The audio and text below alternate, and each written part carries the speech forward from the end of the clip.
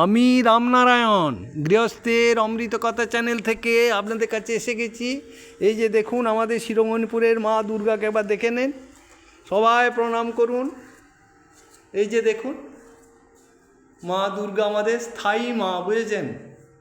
খুব জাগ্রত মা, প্রতি সন্তানের জন্য একদম পাগল। এই যে দেখুন, এই যে দেখুন। আর সবচেয়ে দুঃখের কথা, একটা ভিডিওতে আপনাদেরকে দেখাইছি জানেন তো, এবছর দুর্গা পুজোয় যেহেতু আমরা টাকা পয়সা পেয়েছি, যেহেতু আপনার একটা সিসিটিভি ক্যামেরা লাগানো হয়েছিল। এই যে দেখুন সব রাত্রিতে চোরে সব কেটে নিয়ে চলে গেছে। এই যে দেখুন, মানে লজ্জার আর জায়গা নেই, বুঝেছেন?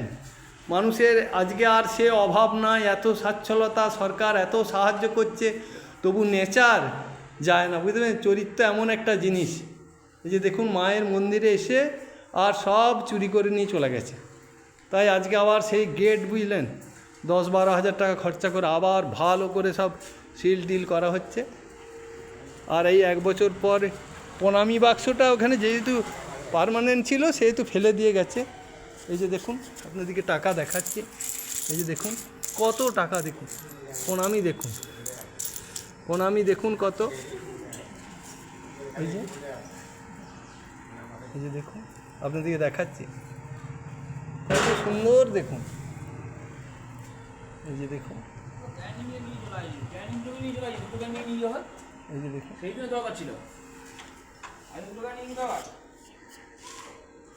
এই যে আপনাদের দেখান, এই যে কত সুন্দর, কত মনোরম, দেখুন 1 বছরে দেখুন আমাদের প্রণামী কত পড়েছে। এই যে দেখুন, এই পুরোহিতের মধ্যে তো লাগে, পার্মানেন্ট পুরোহিত আছে, তাকে যদি এখন কয়েক মাসে, 2 মাসে, 4 মাসের টাকা যদি হয়ে যায় এইভাবে, তাহলে আমাদের একটা এমনি গ্রামে তো এমনি কিছু নেই পার্মানেন্ট, যার ফলে এই যে আপনাদেরকে দেখালাম।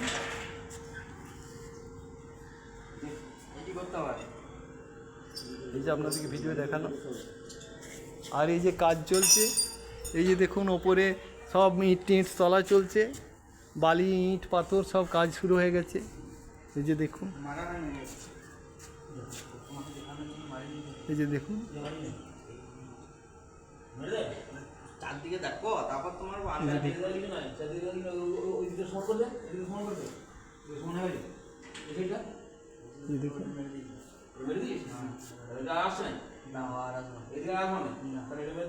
এই যে দেখুন কত মনোরম, কত সুন্দর, দেখুন।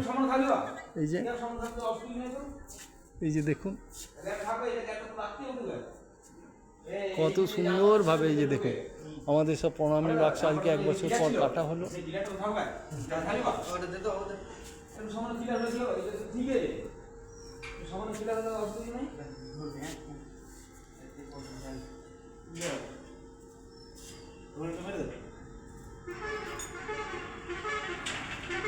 দেখুন আজকে আপনাদেরকে সব দেখালাম। আজকের ভিডিও আমি এখানেই রাখছি, আবার নতুন ভিডিও এসে যাব। নমস্কার, আপনারা ভালো থাকবেন, যদি ভালো লাগে একটি লাইক করবেন। নমস্কার।